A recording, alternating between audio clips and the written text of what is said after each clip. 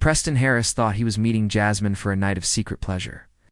But when he discovered her truth, his hidden fears exploded into unimaginable violence, turning a simple transaction into a night of brutal murder no one could have seen coming. Preston Harris had always lived a life that looked perfectly normal on the surface. In Salt Lake City, he was seen as a hard-working construction foreman, a dependable man who showed up early, took pride in his job, and shared casual jokes with his crew. Neighbors saw him mowing his lawn on weekends and taking out the trash every Tuesday. There was nothing about Preston that suggested danger or cruelty. He came across as a quiet, polite, and steady man, the kind people trusted around their families and children. But deep inside, he was restless, harboring secret urges that left him uneasy and ashamed. Those urges made him feel like a stranger to himself, and he buried them behind a rigid daily routine. After work, he went home to an empty house, ate, reheated dinners, and scrolled through social media like everyone else. Yet when the nights grew longer and the silence became unbearable, Preston turned to a different world to feed his hidden cravings. Late at night, behind the glow of his laptop, Preston browsed adult websites, searching for something more than what his ordinary life could offer. The rush of forbidden encounters thrilled him, giving him a break from the bland routine of his days. He hired escorts now and then, always paying in cash, never letting them know his real name. It made him feel powerful to stay anonymous, too. Slip back into his daily life without leaving a trace. Each time he promised himself it would be the last. But the urges kept returning, stronger every time, till he could no longer resist. By March, Preston was craving something new.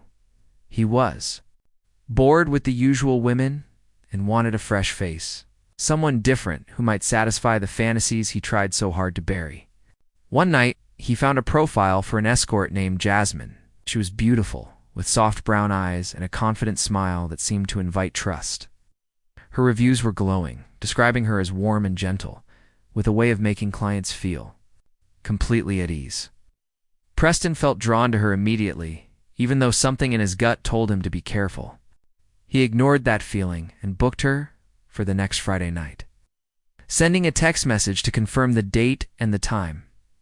In the days before the meeting, Preston tried to distract himself with work, but he couldn't stop thinking about Jasmine. There was an excitement in the waiting that made him feel alive, like he was about to break free from the walls he had built around himself. He planned every detail of the night, making sure no one would notice him slipping away. Friday finally came, and he left work early, claiming a headache so he could prepare. As Preston drove to the motel that night, he felt a strange mix of fear and thrill. This was his secret world, the place where no one could judge him, where he could be whoever he wanted. He had no idea that he was about to cross a line that could never be uncrossed, and that one hidden truth would push him to the edge of a violence he never believed himself capable of. Jasmine had arrived in Salt Lake City only a few months earlier, searching for a place where she could start over without the constant eyes of people who knew her past. For years, she had struggled to live as her true self, battling rejection from family and friends who refused to accept that she was transgender. The process of transitioning had been painful, both physically and emotionally, but Jasmine refused to give up on the dream of becoming the woman she knew she was inside. With courage and determination, she left behind the small town where she grew up and moved to the city, believing it would offer freedom and a fresh beginning. Finding work had been difficult, though. Employers turned her away again and again, and rent was impossible to manage alone. With medical bills piling up, Jasmine turned to sex work as a last resort. At first, she was scared, but she learned quickly how to protect herself. She screened clients carefully, took self-defense classes, and kept a close circle of friends who checked in on her before and after appointments.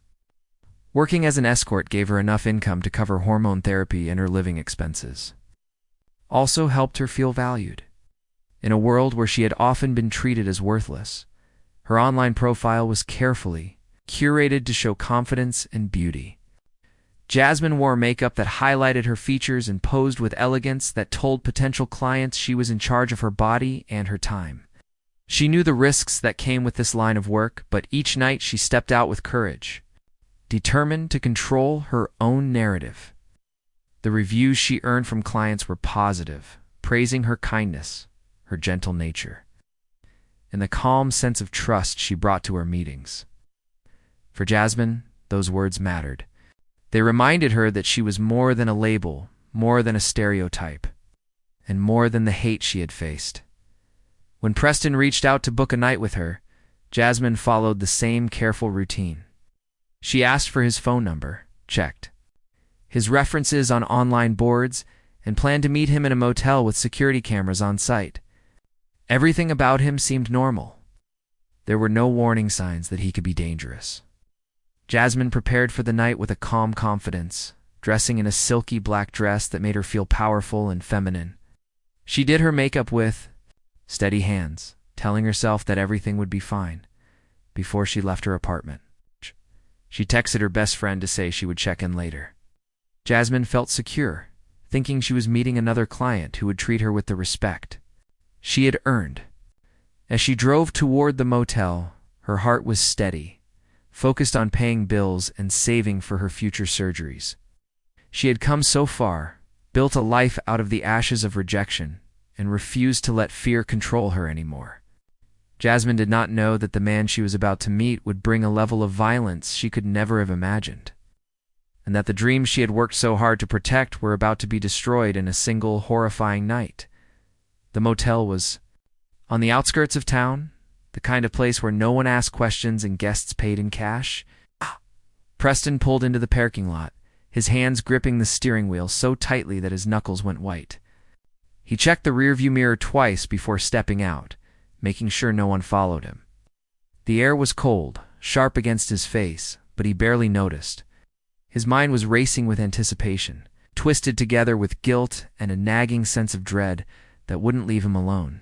He told himself this was just another night, just another woman, and that he would forget all about it by morning. Jasmine had arrived earlier, setting up the room to feel calm and welcoming. Soft music played on her phone, and she placed a small travel candle by the nightstand. Little details like that made her feel safer, more in control. She looked in the mirror one last time, checking that her makeup was perfect and her hair was smooth. Then she sat on the edge of the bed, waiting, breathing steadily, reminding herself she was strong and ready. When Preston knocked on the door, Jasmine stood up and opened it with a warm smile, greeting him in a gentle tone. For a moment, Preston felt relieved, reassured by her calm energy. He stepped inside, noticing the vanilla scent of the candle and the faint hum of the music. Jasmine closed the door behind him and asked if he wanted to sit down. Preston nodded, his eyes scanning every corner of the room, then finally settling on Jasmine. She moved with grace and confidence, pouring him a drink and making small talk to help break the tension. Preston tried to relax, but a storm was brewing inside him. The closer Jasmine came, the more he noticed subtle details that sparked confusion, her voice slightly deeper than he expected. The faint hint of facial structure that didn't match what he thought a woman should look like. A dark thought took root in his mind, feeding on his fears. As the minutes passed, he couldn't ignore it anymore. He asked her, his voice shaking, about her past. Jasmine did not lie. She explained that she was transgender, believing honesty was safest. That single word, transgender, exploded in Preston's mind like a fireball. Everything he had kept buried, the shame, the fear of judgment, the horror that someone might find out, came roaring to the surface. His heart pounded, his face flushed hot, and his breathing turned ragged. Jasmine tried to calm him, but he couldn't hear her. It was as if the walls closed in, and all he could see was betrayal and humiliation. In a blind rage, he grabbed the liquor bottle from the table, smashed it against the dresser, and lunged at Jasmine with the broken glass. The attack was fast and savage. Jasmine tried to shield herself, but Preston stabbed her again and again, unable to stop. Blood sprayed across the sheets, dripping down to the cheap carpet as Jasmine collapsed, her eyes wide with shock and pain. Preston stood over her, panting, the broken bottle still in his shaking hand.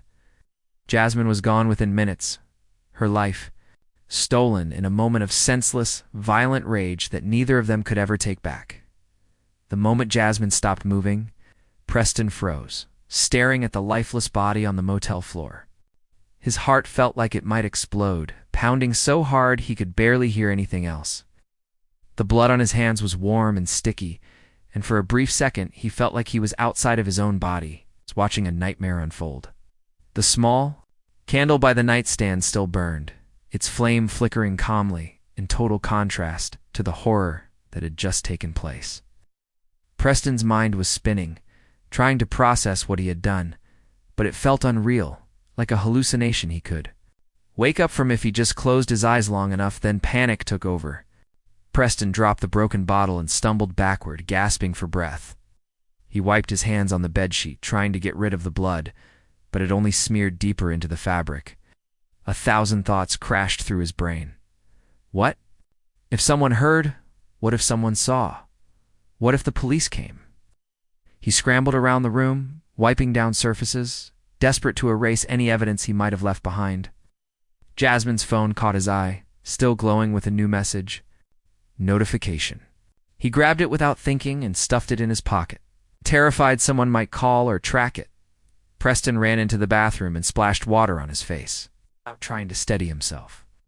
He looked in the mirror, searching for the man he thought he was, but only a stranger stared back at him, wide-eyed and trembling.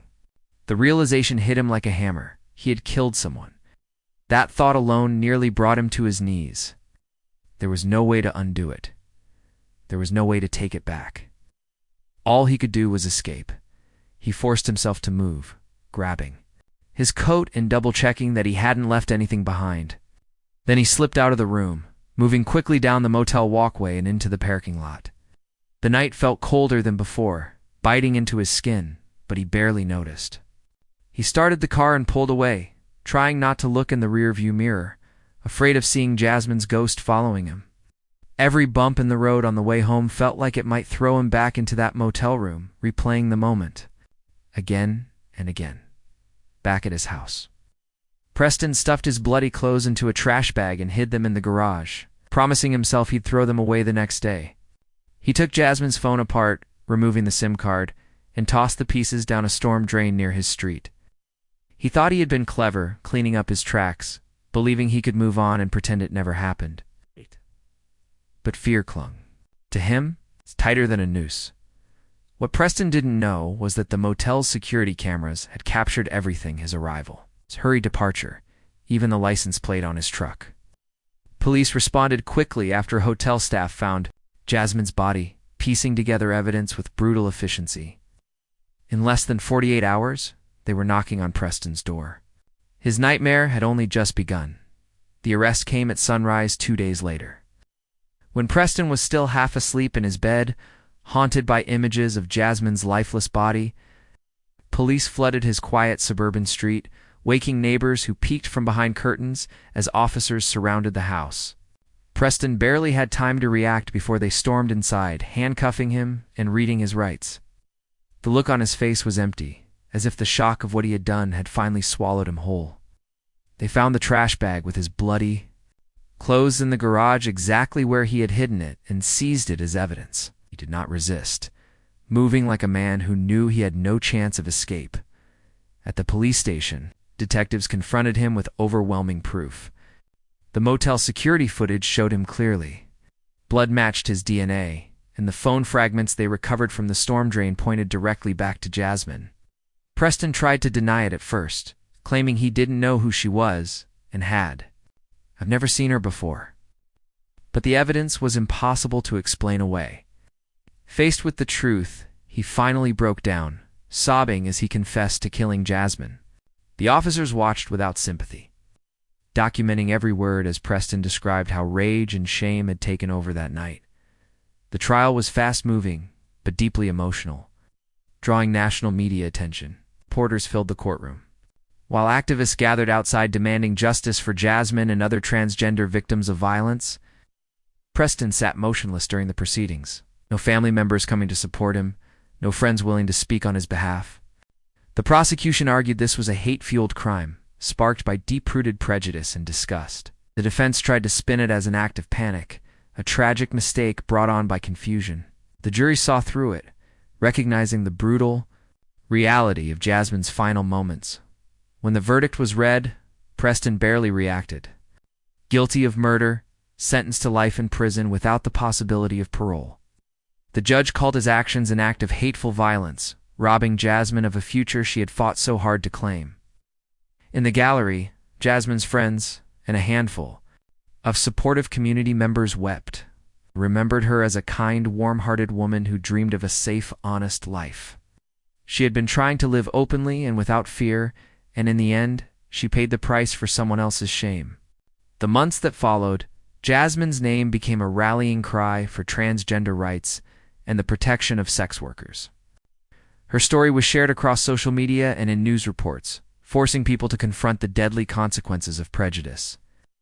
She was honored in candlelight vigils and remembered as a symbol of courage. Preston, meanwhile, vanished into the prison system, facing a lifetime to replay the moment he lost control. Jasmine's murder left behind a void that could never be filled. A lesson written in tragedy about the cost of hate. The ripples of her loss spread through her family, her friends, and an entire community. A reminder that freedom to live as oneself should never end in violence, and that even one act of blind rage can destroy countless lives forever.